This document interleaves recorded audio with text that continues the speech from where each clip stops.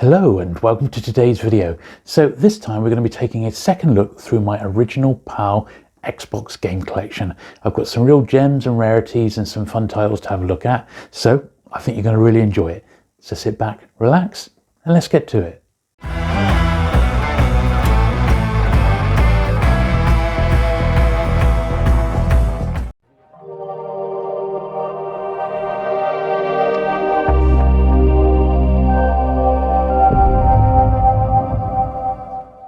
Right then, so begins the second part of my look through my original PAL Xbox collection, and we start with this one here, which is Destroy All Humans. This is quite a fun game from Pandemic, quite a nice label this one. It's a 15, and you could almost describe this as like a 50s B-movie. It's almost like the Mars Attacks movie, but without the Mars Attacks license. I don't believe there ever was a Mars Attacks game for the Xbox, and that's sort of what this one is, Destroy All Humans. I believe it's fairly tricky to track this one down. I mean, not expensive, but it might just take you a little bit of time to track down rather than, you just coming across it cheap and cheerful.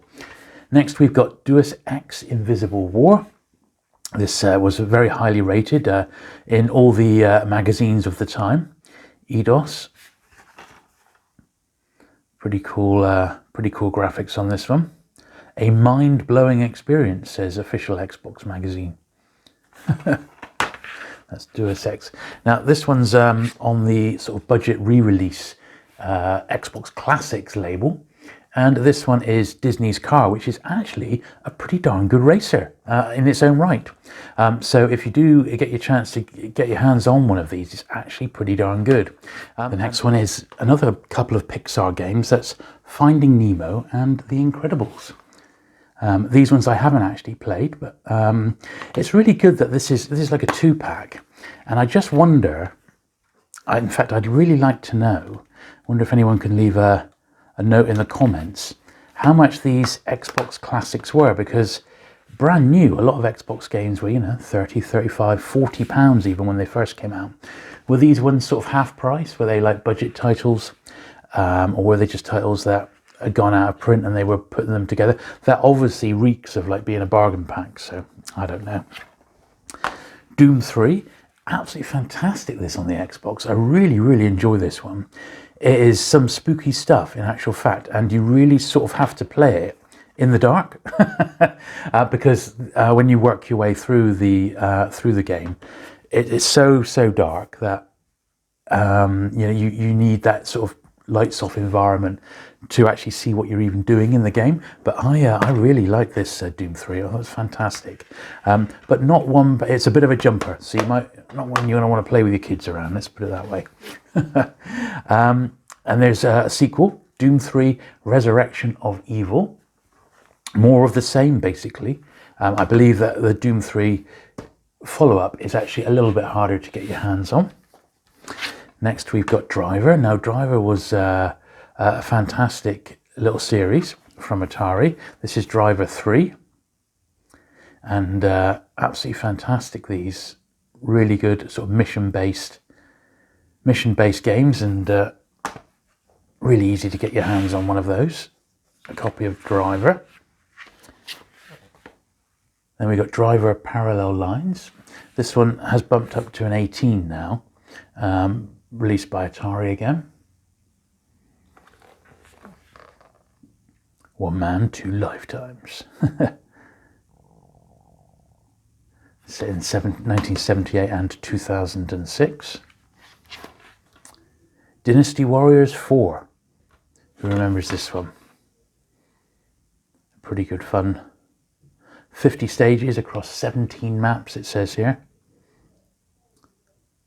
Siege engines, one-on-one duels. Pretty cool stuff. That's Dynasty Warriors 4. Next one is a real absolute classic. It's the Elder Scrolls 3 Morrowind.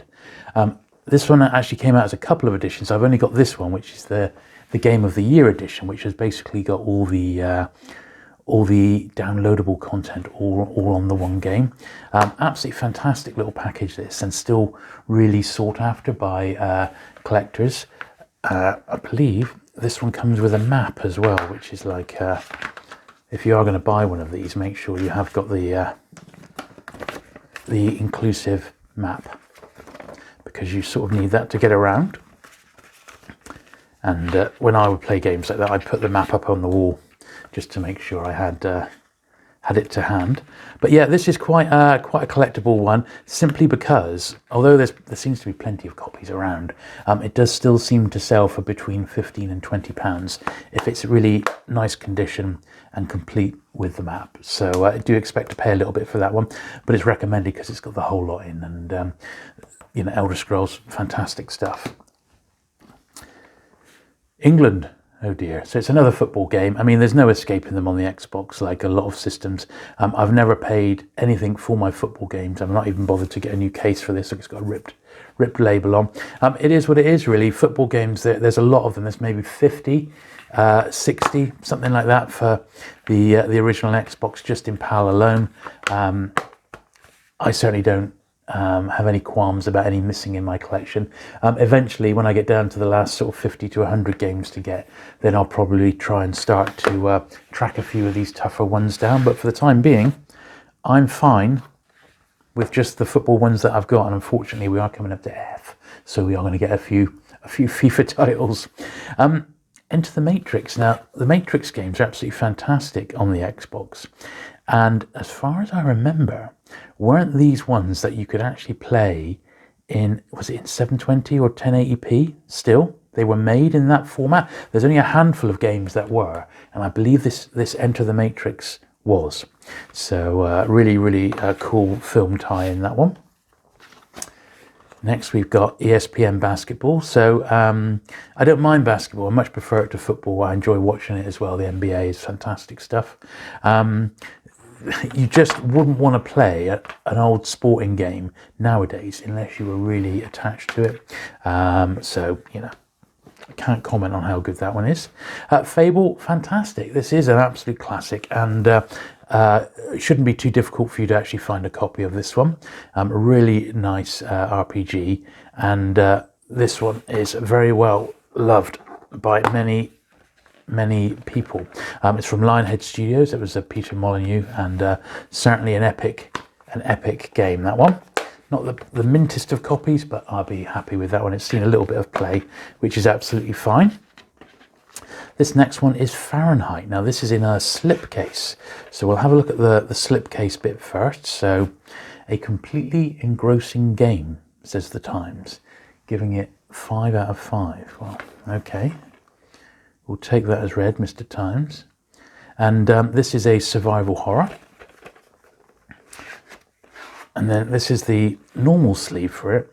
I don't know why they thought to put it in a slipcase, maybe down to the sales. Maybe there was something on here that was offending. 9 out of 10, easily a contender for the Game of the Year from Xbox Magazine. Only rated a 15 though, not an 18, so yeah, perhaps not as bad as we think.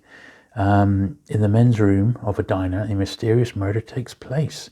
The murderer is an ordinary man. He has no idea who his victim is. But this isn't an isolated incident. All over New York, regular people are killing total strangers. The only link between the killings is that they all share the same ritual patterns. Well, there you go. That is Fahrenheit. And I believe, once again, this is one of those ones that's quite sought after, but I think is around. You know, you're not going to have to like break the bank or anything to get a copy of this one. But, you know, it is what it is. Next is Family Guy, and well, there's Family Guy and Futurama a little bit later on, and these are both great fun. It is a 15, so it's got a little bit of sort of bad language, shall we say, but it's just it's basically bringing the animated show to life, and I love it. I love Family Guy, and the game isn't bad at all, so that's one to keep your eyes peeled for.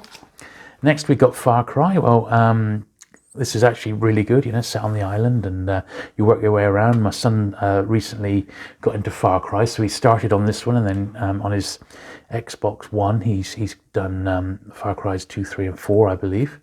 And even the new one, is it Far Cry 5? But there's Far Cry Instincts, anyway, which is one of the very early Far Cry games. And, you know, they're great fun. They are what they are, really. FIFA, oh dear. Well, I'm not going to dwell on FIFA because there's so many of them, but I'll zip through what I've got because, you know, they are what they are really. So there's FIFA 2003, FIFA 2004. Oh, FIFA World Cup. So that's Germany 2006.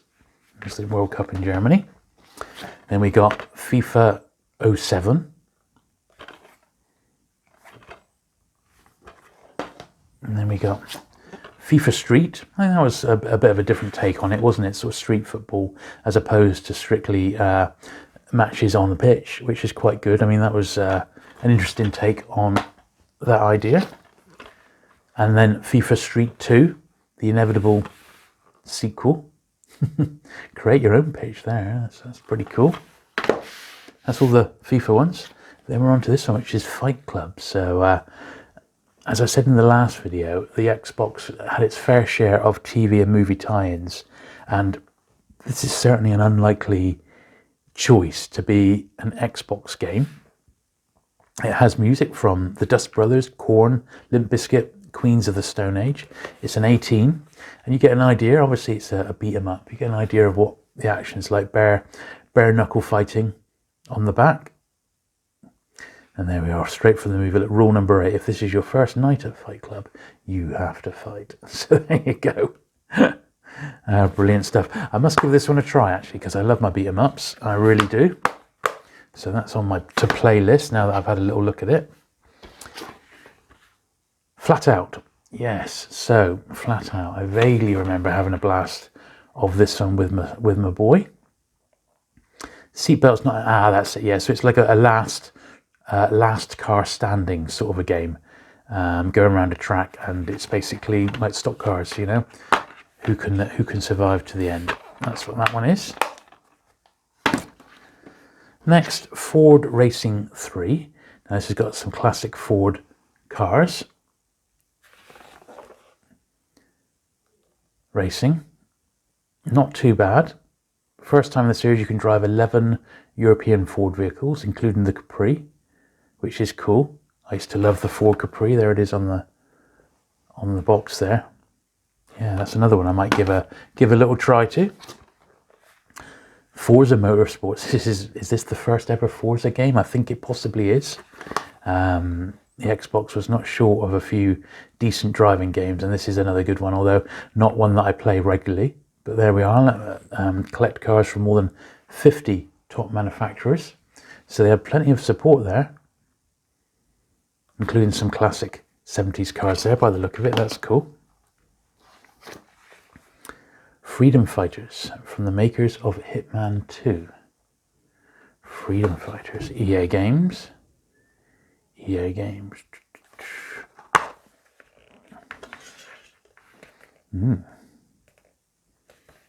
Can't remember much about that one.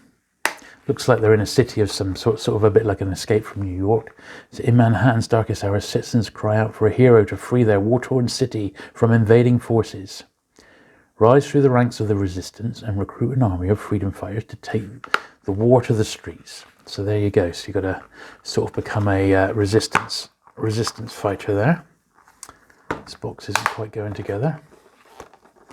One thing I haven't mentioned, with my games, if they turn up and they're a bit tatty, I do try and replace the boxes on them. So I found a couple of places online where you can get brand new replacement. They say Xbox stroke 360 boxes, and I usually pick up like 20 or 30 at a pop, and they cost about a tenner. But I think they make all the difference, particularly if you are trying to build a real nice collection of these. Next is Full Spectrum Warrior. Now this was very highly rated back in the day when it came out, and it's another one of those ones which came off the back of the last Gulf War, and you know, it is what it is, I suppose. I particularly don't like these ones set in the more modern times. I prefer, if I'm going to be playing something like that, I would prefer to play something a bit more historical, like, you know, Second World War, for example.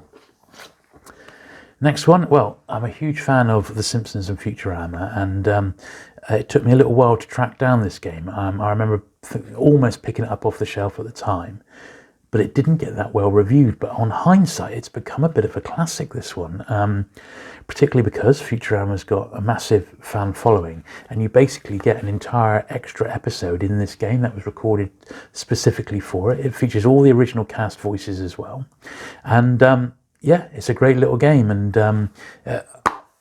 quite collectible. You might struggle to get this for less than a tenner these days, but yeah, if you ever come across Futurama and it's less than a tenner, I highly recommend it, and it's a good game to boot, so I think you'll really like that one. Next one we have is Gallion. Now this was from the, well, as it says, the creators of Lara Croft. I forget the two guys' names now, but Gallion was okay. The thing I always remember about Gallion was that the actual main character, he was just so, the look of him was too angular, if that makes sense. You remember the original Lara Croft was, you know, very sharp elbows and limbs and that. Gallion was the same. It's almost as if they used the same sort of engine to build this game. So the actual game is great. It just, because of the setting, it just doesn't look that good anymore.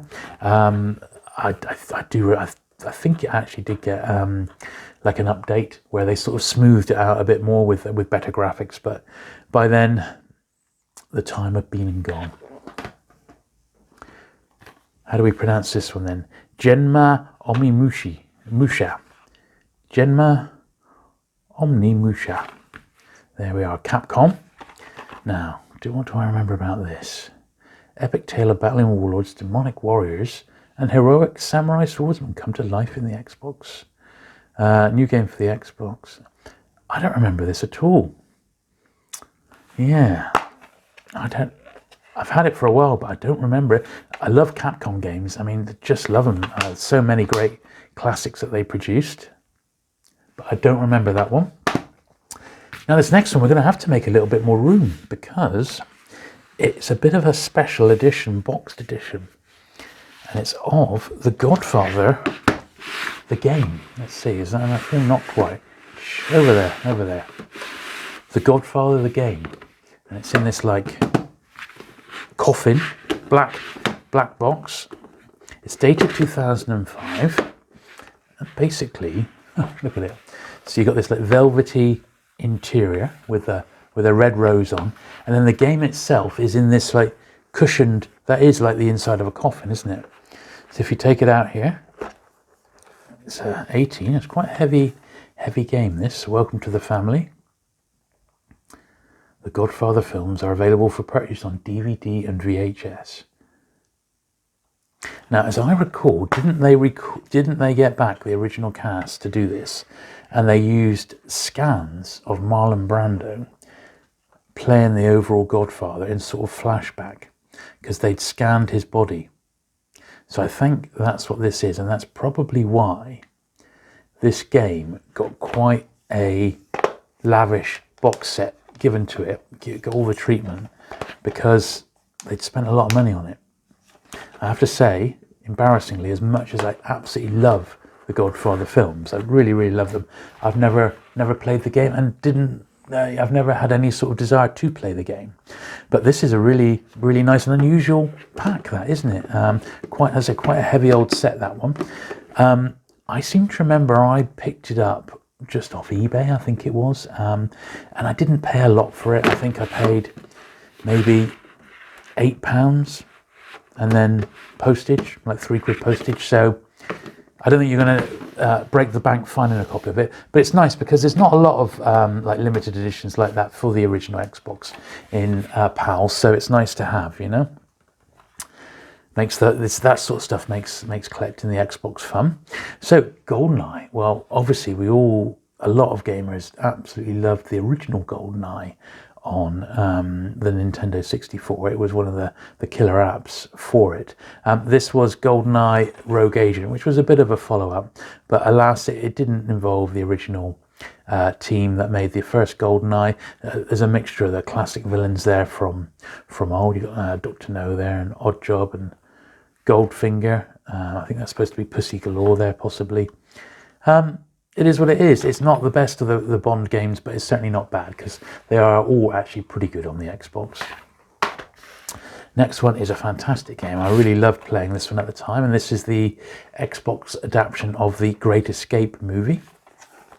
I don't know if you've ever seen the classic movie. That's Steve McQueen there, and he plays the American in the film, one of the few Americans in the camp. And basically you have to go around, gather bits and pieces that you find around the camp, bribe guards, dig tunnels, and eventually make your escape from the prison camp. Really, really good stuff, that. Really good stuff. And you actually have this bit here with Hicks on the bike, and he's jumping over the wires. That's actually recreated in the game, so I think you'll absolutely love that. Now the next is a real classic, and certainly this was the first time I properly played Grand Theft Auto, and that was on the Xbox. Now this is quite a nice little set. This is a 2-pack, and it contains Grand Theft Auto 3 and Grand Theft Auto Vice City. Now this pack is actually still partly shrink wrapped, so I'm going to quite gingerly slide the games out. They're not sealed, alas, but they are almost as mint as you're going to get, unless you were to find a sealed one. And this is Grand Theft Auto 3. Comes with a big poster, a map of the area, real 3D action, and it's fantastic stuff. And we've got another one here, which was the inevitable follow-up, which was Grand Theft Auto Vice City. And this is the Vice City pack there, the tourist guide poster again. Absolutely fantastic stuff. If you've never played the Grand Theft Auto games, well, you're missing out on a real treat, because they're some of the best games ever, and on the Xbox they are fantastic. That's a nice pack there. Keep your eyes peeled for that one. I was checking completed auctions on eBay recently, and I saw one of these which was completely sealed, so it had never been opened, and it had gone for something like ridiculous, like 350 quid, something like that. But if you want one like this, which is pretty mint, it's as mint as you're going to get if you want to actually be able to open it and play the games, that might set you back about 20 to 25 pounds for a really, really nice one. A lower grade one, less than a tenner, so don't worry about getting your hands on one of them. And this is one of the other Grand Theft Auto games that came out, which is San Andreas. Another really, really fantastic game. I mean, just so good. I mean, all right, the graphics are looking a little worn these days, but when you think of the age of it, but it's just the gameplay and the story are just fantastic. And I think, you know, you have to own these if you've got an Xbox.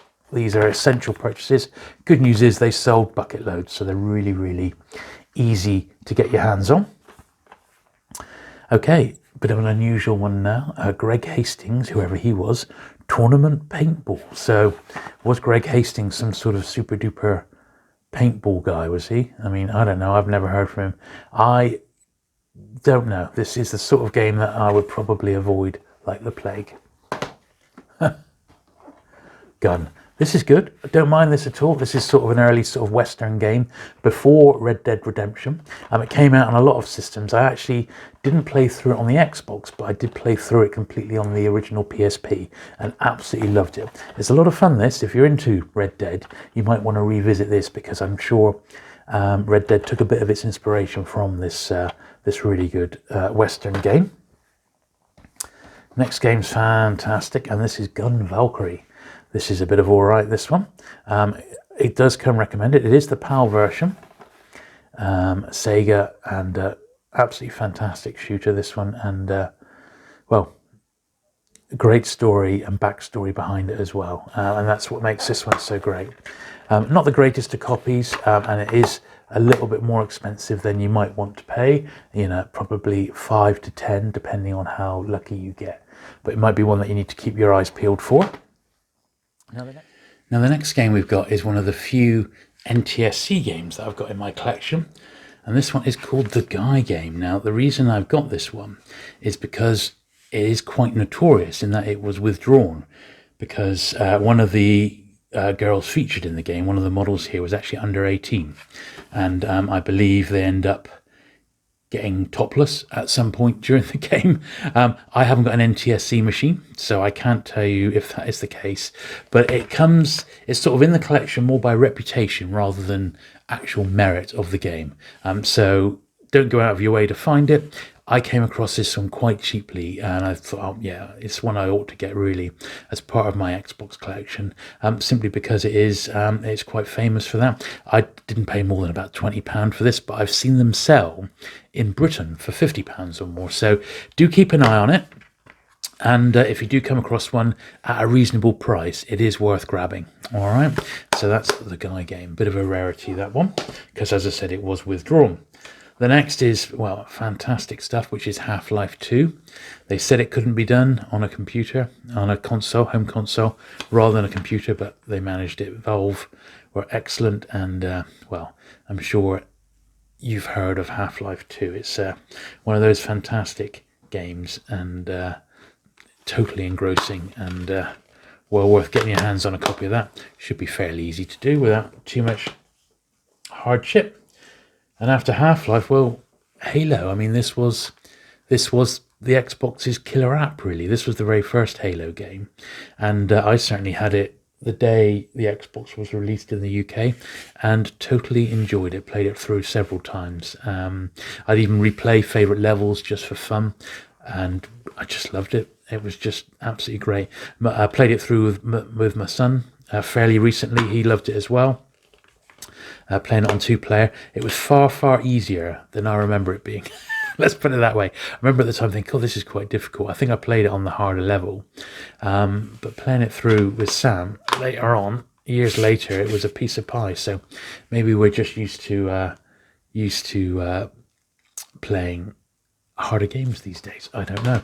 Inevitably, and after much hype, came Halo 2, which was a sequel using the same principles, the same mechanisms, and the same graphics. Good fun. The multiplayer was excellent. I really remember enjoying that. But I didn't enjoy it as that first one. I don't really know why. It's just, it is what it is. It's often the case with sequels. But, I mean, Halo as a franchise is still going strong today. But that was Halo 2, a massive game in its day. Then they did the Halo triple pack. So this is Halo 1, Halo 2, and then the Halo 2 maps set. Let's slip this one out here since we are having a look. So it's just in the cardboard box, and I imagine it's everything we've just looked at. There's Halo, oh, the Classics edition, that's interesting, of Halo. Then Halo 2, and then the Halo 2 multiplayer map set. It was 9 all new multiplayer maps, and I got to admit, playing the maps on Halo was a lot of fun. Against your mates, that was epic fun, I have to say. So, once again, this box set is a little bit scarce. To buy it brand new sealed, you're probably talking, well, £25 plus, but one in this sort of state, £14-15, maybe a bit less, depending on if you get lucky or not. Just a handful left now. So next we've got Headhunter Redemption. Now, I don't really remember much about this one. Sega. It's a 16. It just sort of come my way. This is one that, see, it's got the sticker there. I'll probably get around to putting in a new case at some point because it's a little bit worn. Maybe a new addition to my collection at some point. Then we've got Hitman Contracts. This one, look at that, a game 3 for 2 or $7.99 each. It's an old game sticker, isn't it? The Hitman games are all right, actually. When you start getting into them, they're actually okay. Once again, I've been watching Sam playing through some of these on his Xbox, and he's actually, once you know what you're doing, you can have a lot of fun with the Hitman games. And this was one of the very, very earliest ones. As you can imagine, it spawned a sequel. Once again, it's another one that needs a new case, which is Hitman 2 Silent Assassin. So this is certainly looking a bit worse for wear, isn't it, this one? But it's probably just a filler. As I said, I've been actually playing these with my boys, so that's probably why that's still in the collection, because I need a bit of a better copy of that one. And then finally, Indiana Jones and the Emperor's Tomb. This is a fantastic game. It's a LucasArts puzzle. It gets you thinking. You play as Indiana Jones. It's as simple as that in a brand new story. It's a bit obviously Lara Croft, but all the Indiana Jones games, right back to the days of the PC, are of an incredible quality. Even the Lego Indiana Jones game is good. There's just so much they can call on. So Indiana Jones and the Emperor's Tomb. Not too expensive, but once again, you might be surprised because you might have to pay £5 to £8 for this one. It's not one of these ones that you're going to pick up dirt cheap. But if you do find it and give it a go, I think you'll be pleasantly surprised. So there we go. So that's the rounds up the second part of my look at original Xbox games. Certainly some cool ones in there. I have certainly been enjoying going through these, and I hope you are as well. If you have enjoyed the video, do please give it a thumbs up. Do consider subscribing for regular retro gaming and Xbox content. So this is the second part of perhaps 6 parts to look through my Xbox collection. Don't forget, I have put that visual checklist in the description down below. So if you want a guide to every single PAL release with a picture of each one, and that's available for you to download completely free of charge down below. And I shall look forward to seeing you again very soon. Bye.